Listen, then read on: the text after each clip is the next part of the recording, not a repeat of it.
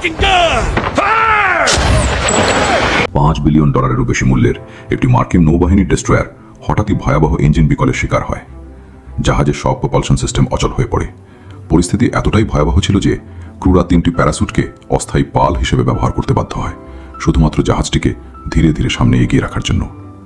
টানা 7 দিন ধরে বিশাল যুদ্ধজাহাজটি সমুদ্রের বুকে অসহায়ভাবে ভেসে বেড়াতে থাকে। জাহাজে থাকা 2 শতাধিক নাবিকের 2 দিন ধরে এক ফোঁটা বিশুদ্ধ পানিও জোটেনি। পানি শূন্যতায় তারা একে একে ভেঙে পড়তে শুরু করে। প্রতিনিয়ত তারা বিপদ সংকেত পাঠাচ্ছিল, আমরা বিপদে আছি, আমাদের জরুরি সাহায্য প্রয়োজন, কিন্তু কোনো উত্তর আসেনি। এদিকে তাদের বাকি পানির মজুতও আর মাত্র 1 দিন চলার মতো ছিল। বাঁচার জন্য মরিয়া হয়ে নাবিকরা ক্যানজাত খাবারের রস, বিয়ার, এমনকি মেয়েদের প্রস্রাব পর্যন্ত সংগ্রহ করে তা থেকে বিশুদ্ধ পানি তৈরি করার চেষ্টা করে। সেটা সাময়িকভাবে কিছুটা কাজ করলেও সমস্যার সমাধান হয়নি, কারণ সামনে অপেক্ষা করছিল আরও বড় বিপদ। জাহাজের ইঞ্জিন ঠান্ডা রাখতে নিয়মিত পানির প্রয়োজন হতো।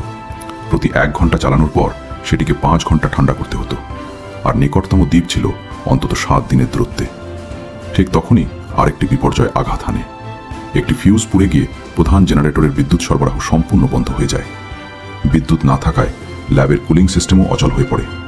সেই ল্যাবেই সংরক্ষিত ছিল অমূল্য ভ্যাকসিনের নমুনা। তাপমাত্রা যদি 41 ডিগ্রি সেলসিয়াস অতিক্রম করত, তাহলে সব ভ্যাকসিন নষ্ট হয়ে যেত। ক্যাপ্টেন দ্রুত একটি পরিকল্পনা করেন। তিনি ভ্যাকসিনগুলোকে জলরোধী কন্টেইনারে সিল করে সমুদ্রের 500 মিটার গভীরে নামিয়ে দেওয়ার নির্দেশ দেন, যেখানে ঠান্ডা পানি সেগুলোকে নিরাপদ তাপমাত্রায় রাখবে। আরও 2 দিন কেটে যায়। এবার তাদের পান করার মতো 1 ফোঁটা পানিও অবশিষ্ট ছিল না। সবাই যখন আশা হারিয়ে ফেলেছে, ঠিক তখনই একজন নাবিক চিৎকার করে ওঠে, পাখি, সমুদ্র পাখি! যেখানে সমুদ্র পাখি